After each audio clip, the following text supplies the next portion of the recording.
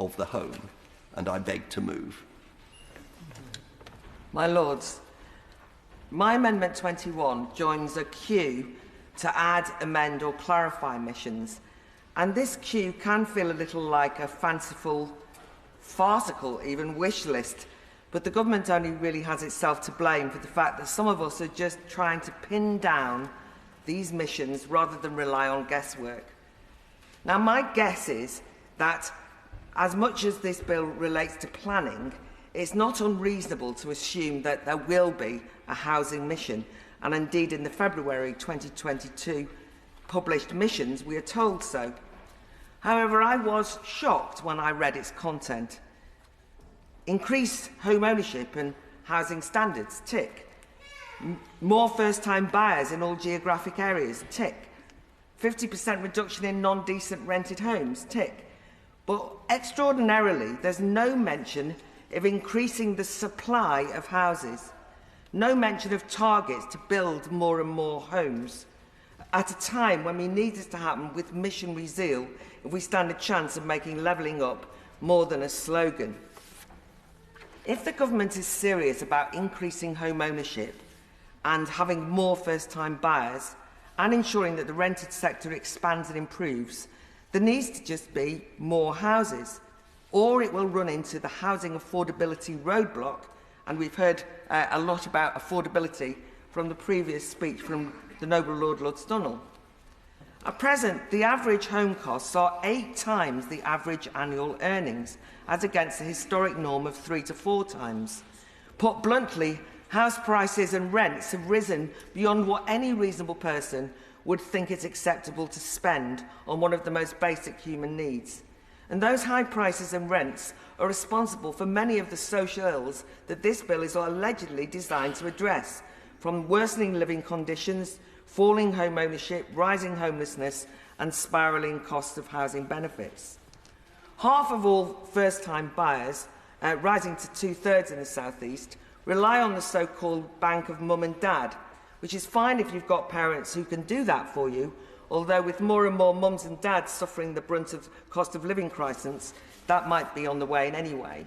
But for those who can't turn to their parents, they're not only left behind, ironically, they end up paying a lot more in rent each month than their peers do on a mortgage.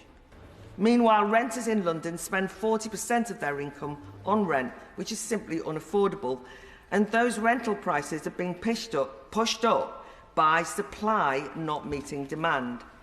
We need, therefore, to build more houses to bring prices in line with earnings, whether we're buying or renting. The hugely impressive housing campaign group Priced Out, staffed by young people who are passionate about housing, explain this well. They say the affordability of housing is a significant concern for millions of people. And they argue that if we don't fix the root cause of this problem, we will continue to ruin lives and futures. And they have hopes that this bill will tackle that root cause. And so do I, and this is what my amendment's about. Of course, there's more to a demand to this than a demand for paper targets, just because it's written down. I don't necessarily trust it. Over the years, we've all heard endless pledges from governments of all stripes and included in all political parties' election manifestos, and yet we still have a supply problem. The UK remains one of the slowest and least prolific home-building countries among all 28 members of the OECD. And too often, under previous administrations' versions of housing missions, we've seen distractions from the core issue of increasing the supply side.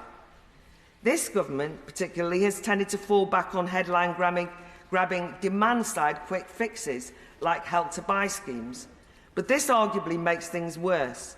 Demand skyrockets by giving young aspiring homeowners a state loan, but that means that prices go up.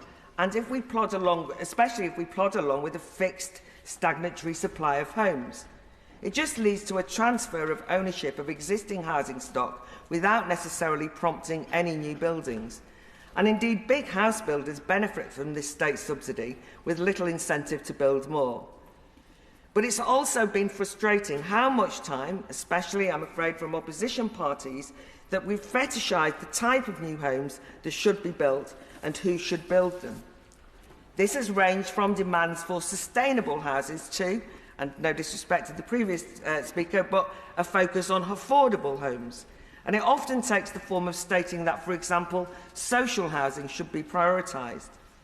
But surely the question of who builds the homes that people need, what labels we give them, should not be a matter of ideological dogma.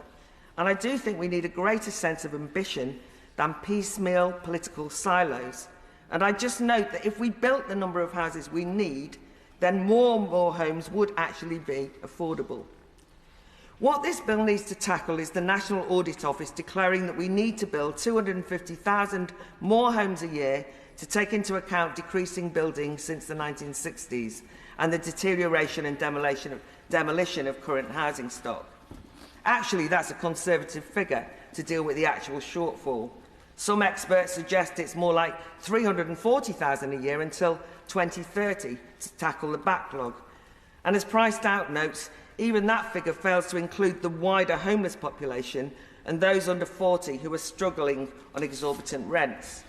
But even if we stick to the NAO's target, surely that ought to be easily achievable, given that in the 1960s, when housing and construction technologies were far less developed, 300,000 new homes were built annually. Too often, politicians suggest that we face insurmountable social challenges today. All sorts of problems besiege us, but that can be used as excuses.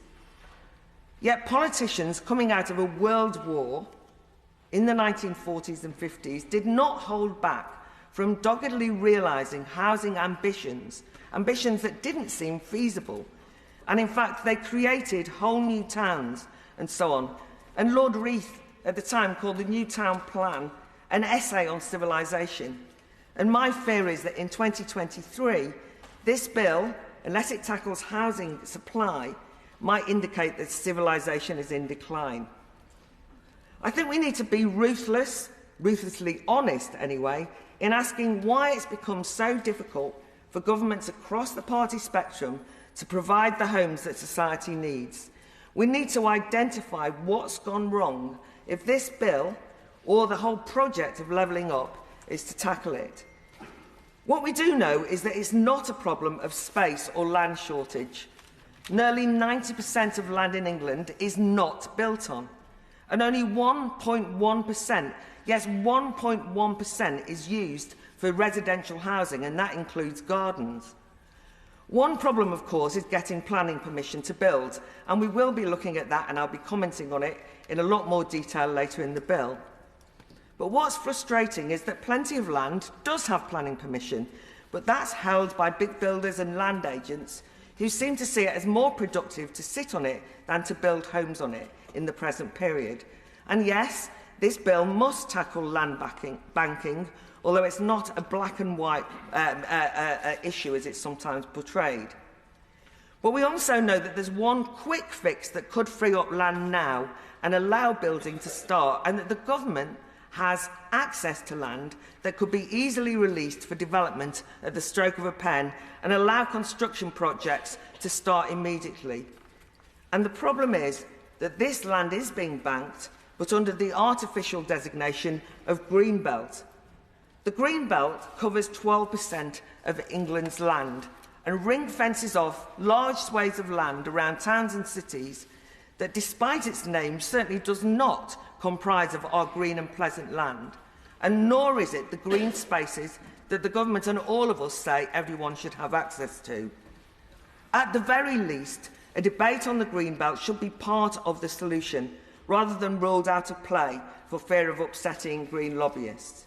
That would represent a radical shake-up of land to build on, and I think it's preferable to being restricted to the paltry drip supply of previously developed brownfield sites that politicians suggest. As author James Hartfield notes, millions of new homes are not going to be built on the handful of derelict RAF bases. What we have to acknowledge is that the many blocks to house building are political choices. For example, increasingly planning decisions and policy decisions are as likely to prioritise fashionable eco-concerns over citizens' needs, or prosperity or development or growth. Indeed, green ideological restrictions on house building are now giving old-fashioned NIMBYist concerns a veneer of progressive righteousness. But my question to the Minister, to finish, is why will the government say it's listening to homeowners when it crumbled in the face of de Villiers amendment in the other place, but failed to hear the voice of young, self-styled YIMBYs saying loudly, yes, in my backyard, and declaring new homes welcome here? I'm wary of scapegoating NIMBYs, however, and indeed this bill could put forward a persuasive alternative vision, not a caricature of plonking new builds on the edge of a beautiful village, but offering house building as part of a dynamic plan for areas that are neglected. So young people are leaving them because of lack of infrastructure and homes and jobs, but they could come alive if we use housing in the right way. Levelling up should surely mean bringing towns and city outskirts and suburbs and even villages alive with roads, rail links, schools, hospitals, investment in new industries, skilled jobs and training. And this will make places where people want to live and work, and that's why we'll need the houses there, and people will welcome them even if they were previously NIMBYs. So I just want to emphasise that housing is not just a desperately urgent social need, but it's part of the mix of creating thriving multi-generational communities across the UK. Tackling housing supply and putting it front and centre of any housing mission is part of making this vision a concrete reality, and I really hope that the housing mission goes beyond just mere platitudes and says build more houses now. My Lords, I'm very